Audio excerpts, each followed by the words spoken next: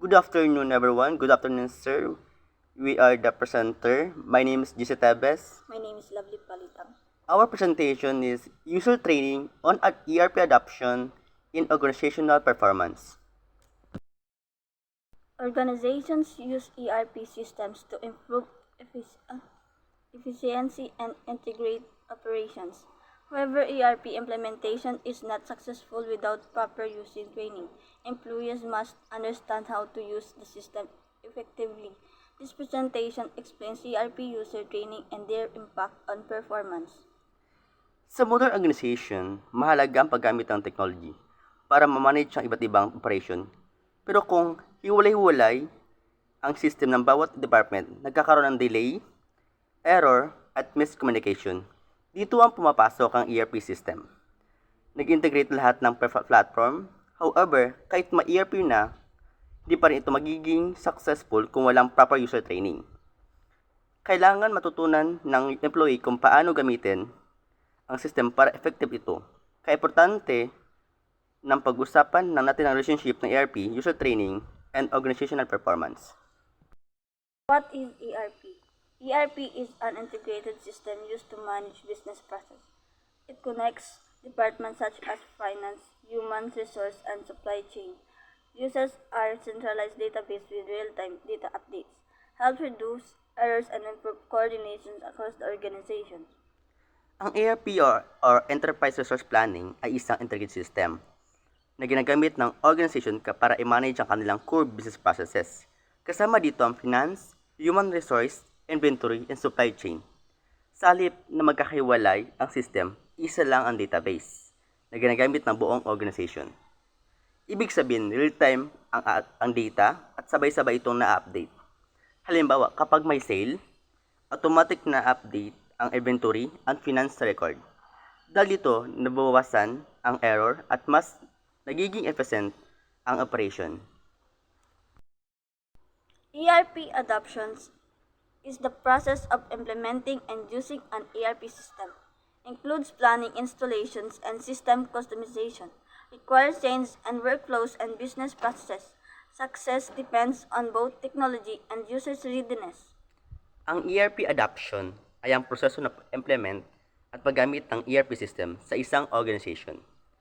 Hindi lang ito simpleng pag-install ng software, kundi kasama rin ang planning, customization at pagbabago ng workflow. Kailangan ding i-prepare ang employee dahil sila ang gagamit ng system.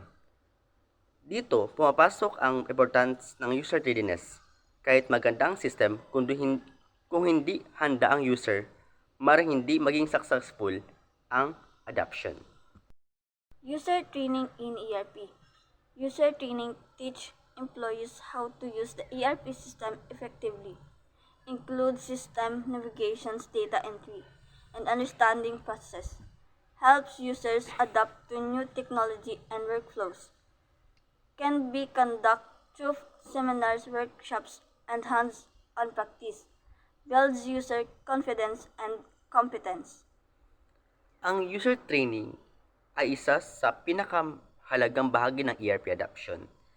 Ito ang proseso kung saan tinuturuan ng employee kung paano gamit ang ERP system. Kasama dito ang system navigation, data entry, at pag-intindi ng bagong processes. Hindi lang ito theoretical, kundi dapat mas may hands-on practice para mas matindihan ng mga user. Sa pamagitan ng training, nagiging confident at competent ang users sa paggamit ng system. Kung walang training, malaki ang chance na magkamali ang user o hindi nila magamit ang maayos ang ERP. Importance of user training. Reduce errors and system usage and data entry. Increase employee productivity and efficiency. Minimize resistance to change. Ensure proper use of ERP features and functions. Plays a critical role in successful ERP adoption. Napakahalaga ang user training dahil ito ang susi para maging successful ang ERP implementation.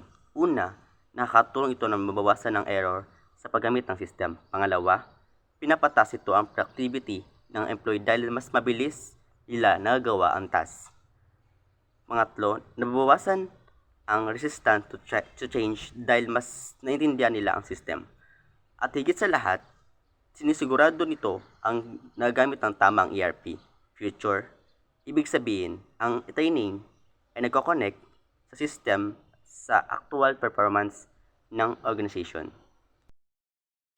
Organizational performance refers to how well a company achieves its goals, includes productivity, profitability, and efficiency. Also considers customers' satisfaction and service quality. Strong performance reflects effective systems and processes. Ang organization performance ay tumutukoy kung gaano kahusay na naabot ng isang kumpanya sa kanilang goal. Kasama dito ang productivity, profitability, efficiency, at customer satisfaction. Kapag mataas ang performance, ibig sabihin na maayos ang processes at successful ang operation. Ang ERP system kasama ang tamang user, training, at malaking epekto sa performance dahil pinapabuti nito ang workflow at decision-making ng organization. Impact of ERP and user training. ERP improves efficiency, data accuracy, and process integration. Trained user can complete tasks faster and with fewer errors. User training ensures employees use the system correctly. Combined effect leads to improved organizational performance. Ang ERP system ay nakakatulong sa pagbilis ng processes, pagpabuti ng data accuracy, at integration ng operation. Pero hindi ito magiging effective kung hindi marunong ang user. Dito pumapasok ang user training. Kapag well-trained ang employee, mas mabilis nila nagagawa ang task at mas kaunti ang error. Dahil dito, mas nagiging efficient at ang organization at mas gumaganda ang overall performance. Ibig sabihin, ang ERP user training ay magkasama nag-contribute sa pag-success ng kumpanya. Challenges of ERP. High cost of system implementations and maintenance. Complexity of ERP systems. Resistance to change among employees. Lack of proper training can lead to poor system usage. Risk of failure if not properly managed. Kahit marami ang benefits ng ERP, may mga challenges din ito. Una, mataas ang cost ng implementation. Pangalawa, complex ang system kaya mahirap itong gamitin kung walang proper training. Pangatlo, may resistant to change ang employee dahil mas sanay sila sa lumang system. Isang pinakamalaking problema ang kakulangan ng training. Ang kakulangan ng training dahil kapag hindi naturuan ng user, hindi lang magamit ng maayos ang system. Kaya mahalaga ma-address ang mga challenges na ito. Success factors. Strong support from top management. Clear goals and proper planning. Effective users training programs. Good change management strategies. Continuous system improvement and support. Para maging successful ang ERP adoption, may mga importanteng itong factor na dapat isalang-alang. Una, kailangan ng strong support mula sa top management para sa resource and direction. Pangalawa, dapat malinaw na goals and proper planning.